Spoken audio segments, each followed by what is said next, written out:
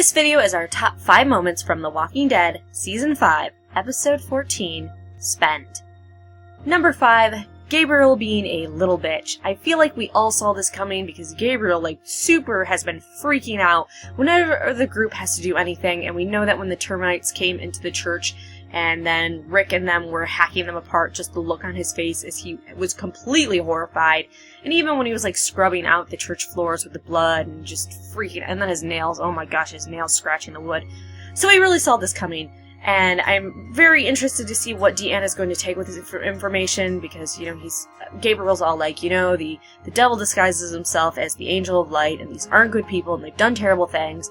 And Deanna is seemed really intrigued by what he had to say, and I'm really kind of worried with how she's going to take that. And I really like that Maggie was on the stairs listening to him, and I really can't wait for Maggie to, tell the rest of the group what Gabriel's been saying, and seeing the vengeance for that. I'm also glad that she didn't pop out and start yelling at him and do confrontation. She more of just was waiting to hear out what Gabriel was doing. And I think maybe she was waiting for him to be like, aha, just joking, because Gabriel's sense of humor is a little bit off. And I also find it very interesting that Gabriel is saying that these people are so terrible, and yet he's the one that locked his sheep and his fellow community people out of the church and left them to die. And this kind of ties into my number 4, which is Aiden's death. And I was mistaken because I thought that Aiden was the comic Spencer, but I guess she has 2 sons, and now one of her sons is obviously dead.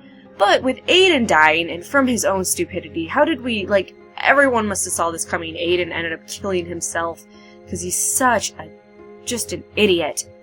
But you bet Nicholas is going to come back, and he's going to go to Deanna and be like, I tried to save Aiden, I tried to do everything I could for him, and Glenn and all them were like, no, leave him behind, and they're the ones that resulted in Aiden's death.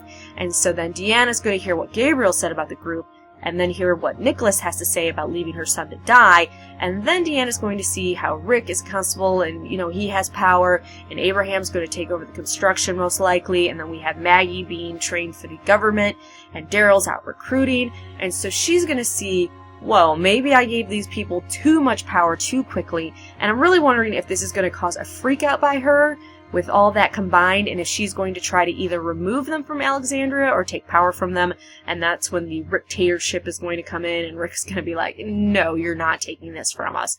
So I really am interested to see where the Aiden and the Gabriel thing is building towards. Number 3 is Carol and the little kid and the whole abuse thing. I'm really glad that Carol started being a little nicer to the kid, because she's gotten super rough. I know this is what she's dealing with, and sometimes people deal with stress. I mean, people deal with stress disorder all in different ways. But glad that she was being a little bit nicer to him, and then when he admitted that he needed the gun and it wasn't for him, and then she went to the house and noticed that Pete was drunk and she got the vibes off him, and then going back to Rick and saying, this guy is abusing her, and I love how, angry Rick looked, and then Carol instantly jumps to, we need to kill Pete, and Rick's kind of even for Rick, he's that might be a little bit of a jump.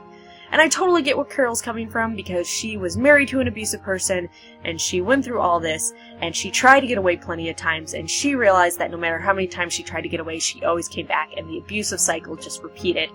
And she wants to get that wife and kids away from that abusive husband, and she feels the only way to do it is to kill him. Which I realize is an extreme reaction to it, instead of just trying to separate, but she has been through it, and so obviously she has a very visceral response to the whole thing. So I'm really interested in where this whole abuse thing's coming on, and I hope that the writers aren't using it as, oh, Rick wants to bone this chick, but it's okay because her husband turned out to be abusive. Why can't we just have a guy being scuzzy to be scuzzy, not oh, he's the white knight now because he's swooping in with this woman who had an abusive husband. Number 2, Abraham and the whole construction thing. I really like how they did his post-traumatic stress disorder, showing him just freaking out the night before he's supposed to go outside the wall again. He worked so hard to get to DC, and he did so many things to get there, and now he's finally safe inside these walls, and now he has a job that brings him outside the walls and deals with the walkers again, and that's, a little bit stressful to realize that every day you're going to have to keep going back out there after you found a safe place and risk your life over and over again.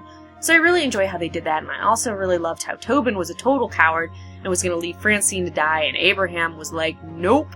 and went out there and saved her, and then Francine decking Tobin at the end was great, and I'm really hoping that Abraham now takes over for the construction crew and gets things done a lot more efficiently, and I think that's what they're heading towards by showing Abraham being like, no, we're not heading back in, we're getting this shit done now. And number 1 was Noah's death, and I have to say this was probably the most gruesome, terrible death I have seen on The Walking Dead to date. And not because we love Noah and, we were like, oh, poor Noah, he's gone, he was the best character ever. But, with him gone, can we now say that Noah's Ark is officially complete?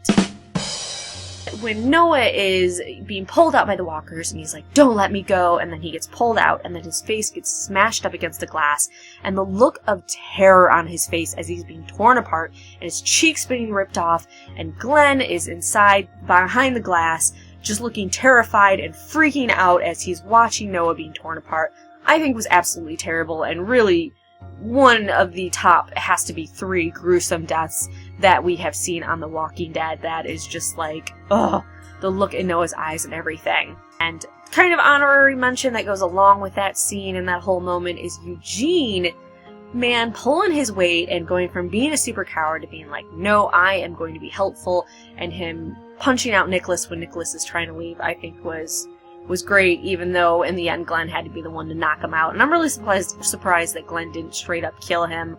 And I'm interested to see the story Nicholas tries to tell Deanna when they get back.